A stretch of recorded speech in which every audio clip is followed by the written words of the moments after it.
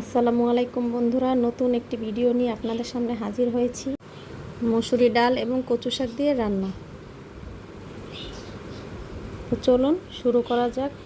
আমি প্রথমে 1 কাপ মসুরি ডাল নিয়ে নিয়েছি এবং 2 আটি কচু শাক নিয়ে নিয়েছি। এগুলোকে আমি ধুয়ে তারপরে রান্না করতে যাব। ডালগুলো প্রথমে আমি ধুয়ে একটু হলুদের গুঁড়া, একটু লবণ, আধা চামচ, কতগুলো কাঁচামরিচ কেটে নিয়েছি। এগুলো দিয়ে একটু পানি দিয়ে ডালগুলোকে একটু সেদ্ধ করে নেব।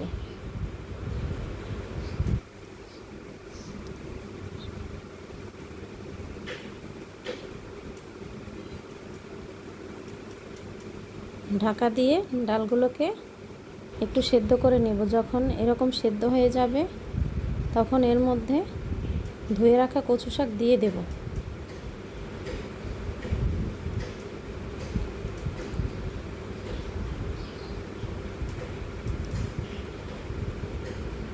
এরপর ঢাকা দিয়ে সেদ্ধ হওয়ার জন্য দিব।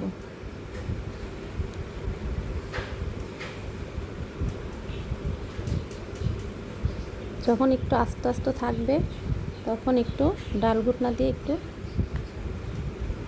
গোটা দিয়ে দিলে এটা সবগুলো ভেঙে যাবে। এই যে সুন্দরভাবে মিশে গিয়েছে।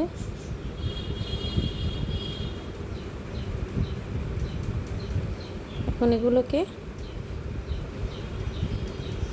বাগার দেওয়ার জন্য পেঁয়াজ কুচি দিয়ে দিলাম রসুন কুচি। রসুনগুলো একটু বেশি দিতে হবে।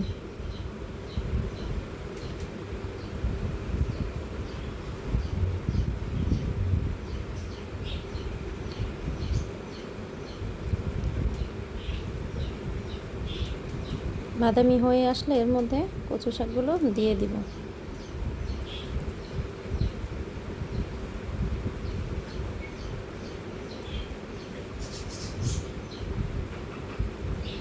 অর্ধেকটা আমি তুলে রেখেছিলাম, সবগুলো দিলে বেশি হয়ে যেত। ডিপে রাখলে অন্য একদিন খাওয়া যাবে। দিয়ে দিলাম কিছু আমরা কেটে নিয়েছিলাম, সেগুলো দিয়ে দিলাম।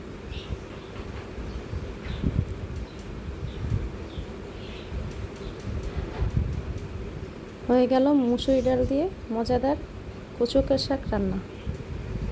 আমার ভিডিওটি যদি ভালো লাগে প্লিজ সাবস্ক্রাইব করে পাশে থাকবেন। আল্লাহ হাফেজ।